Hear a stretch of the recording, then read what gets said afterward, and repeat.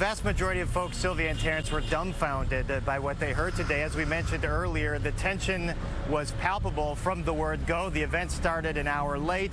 The questioning from moderators Harris Faulkner and Katia Goba that is, and Rachel Scott was very tough, but very fair. Trump made many statements that were false. He claimed that Vice President Kamala Harris had only recently started identifying as black for political reasons. Those comments didn't go over very well.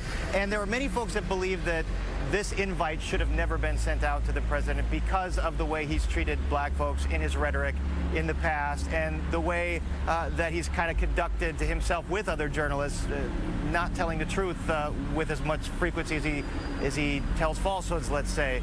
So I spoke with convention goers that say their opinion after this event did not change at all. You're a presidential candidate and you talk to people like that? How do you run a country when you are racist?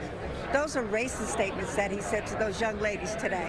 What this did was embarrass NABJ because we gave a platform to that which we know was a freak show and an absolute catastrophe. That's what that was. I think that this format lends itself to the mass production of disinformation and misinformation.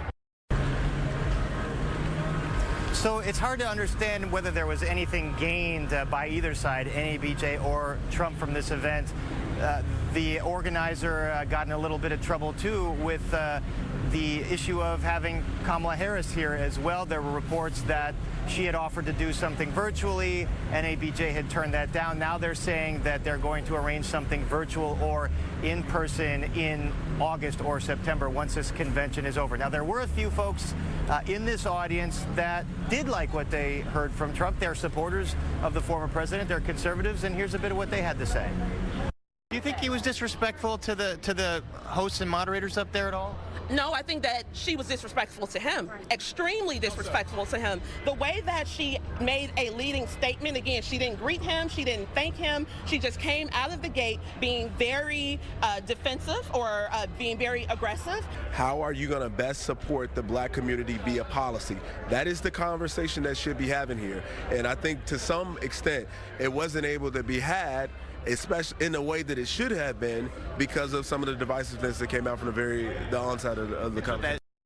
And that's Gianno Caldwell right there, a conservative Fox News commentator who was born and raised on the south side of Chicago. He is a Trump supporter there, and he did like what he heard today, although he didn't think that the moderators got enough substance out of the former president, he believes. And so we're going to have much more. There's so much to unpack from this. We know how it played in the room, Sylvia and Terrence.